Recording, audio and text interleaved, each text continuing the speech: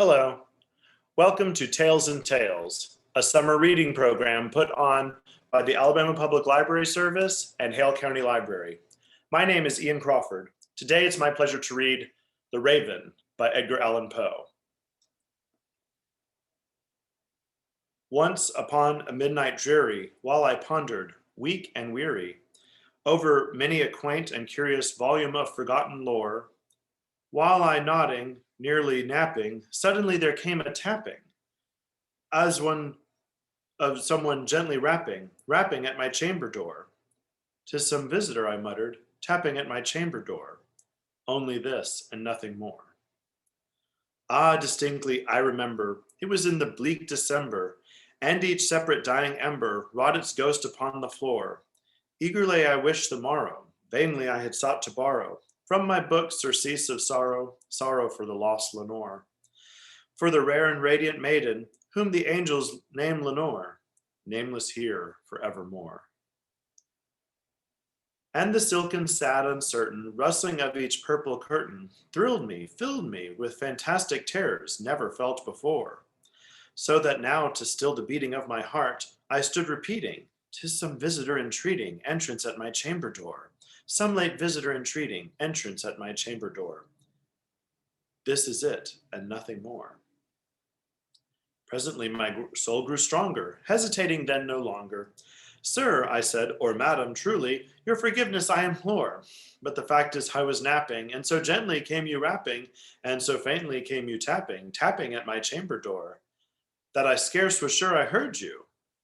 Here I opened wide the door. Darkness there, and nothing more." Deep into that darkness peering, long I stood there wondering, fearing, doubting, dreaming dreams no mortals ever dreamed to dream before.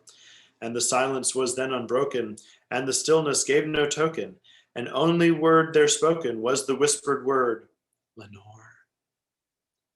This I whispered, and an echo murmured back the word, "Lenore." Merely this, and nothing more. Back into the chamber turning, all my soul within me burning, soon again I heard a tapping, somewhere louder than before. "Surely," said I, "surely this is something at my window lattice. Let me see then what thereat is, and at this mystery explore. Let my heart be still a moment, and this mystery explore. 'Tis the wind, and nothing more." Open here I flung the shutter, when many a flirt and flutter in there stepped a stately raven of saintly days of yore. Not the least obeisance made he, nor a minute stopped or stayed he, but with mien of lord or lady perched above my chamber door, perched upon a bust of Pallas just above my chamber door, perched and sat, and nothing more. Then the ebony bird beguiling my sad fancy into smiling, by the grave and stern decorum of the countenance it wore, "Though my crest be shorn and shaven, thou," I said, "art sure no craven, ghastly grim and ancient raven, wandering from the nightly shore, tell me what thy lordly name is on the night's Plutonian shore."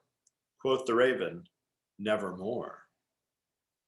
Much I marveled at this ungainly fowl to hear a discourse so plainly, though its answer little meaning, little relevancy bore, for we cannot help agreeing that no living human being ever yet was blessed with seeing a bird above his chamber door, bird or beast upon the sculptured bust above his chamber door, with such a name as Nevermore.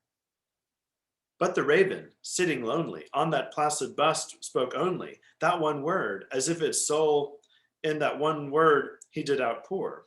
Nothing further than he uttered, not a feather then he fluttered, till I scarcely more than uttered, "Other friends have flown before, on the morrow he will leave me, as my hopes have flown before."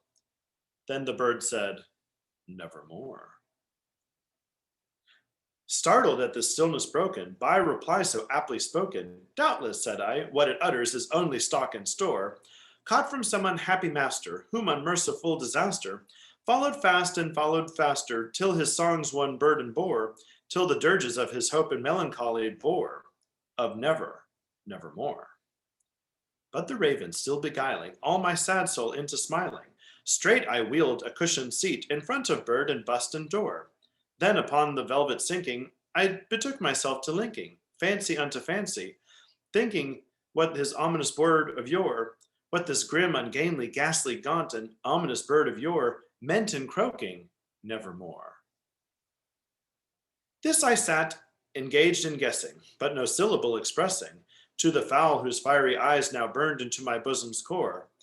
This I sat divining, with my head at ease reclining, on the cushion's velvet lining, that the lamplight gloated o'er, but whose velvet violet lining, with the lamplight gloating o'er, shall she press? Ah, nevermore. Then, methought, the air grew denser, perfumed with an unseen censer, swung by seraphim whose footfalls trickled on the tufted floor. Wretch, I cried, thy God hath lent thee, by these angels hath he sent thee, respite, respite, and nepenthe, from the memories of Lenore. Quaff, oh quaff this kind nepenthe, and forget this lost Lenore, quoth the raven, nevermore. Prophet, said I, thing of evil, prophet still, if bird or devil, whether tempest sent or whether tempest tossed thee here ashore, desolate, yet all undaunted, on this desert land enchanted, on this home of horror haunted, tell me truly, I implore, is there balm in Gilead? Tell me, I implore, quoth the raven, nevermore. Prophet, said I, thing of evil, prophet still, if bird or devil, that heaven bends and bends above us, by that God we both adore, tell this soul with sorrow laden, if within the distant Aidenn shall clasp the sainted maiden, whom the angels name Lenore, clasp a rare and radiant maiden, whom the angels name Lenore, quoth the raven, nevermore. Be that our sign of parting, bird or fiend, I shrieked upstarting. Get thee back into the tempest of the night's Plutonian shore.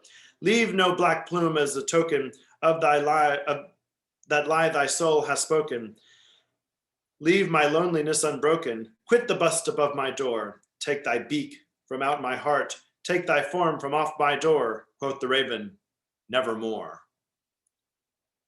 And the raven, never flitting, still is sitting, on the pallid bust of Pallas just above my chamber door. And his eyes have all the seeming of a demon's that is dreaming, and the lamplight o'er him streaming throws his shadows on the floor. And my soul, from out that shadow that lies floating on the floor, shall be lifted nevermore.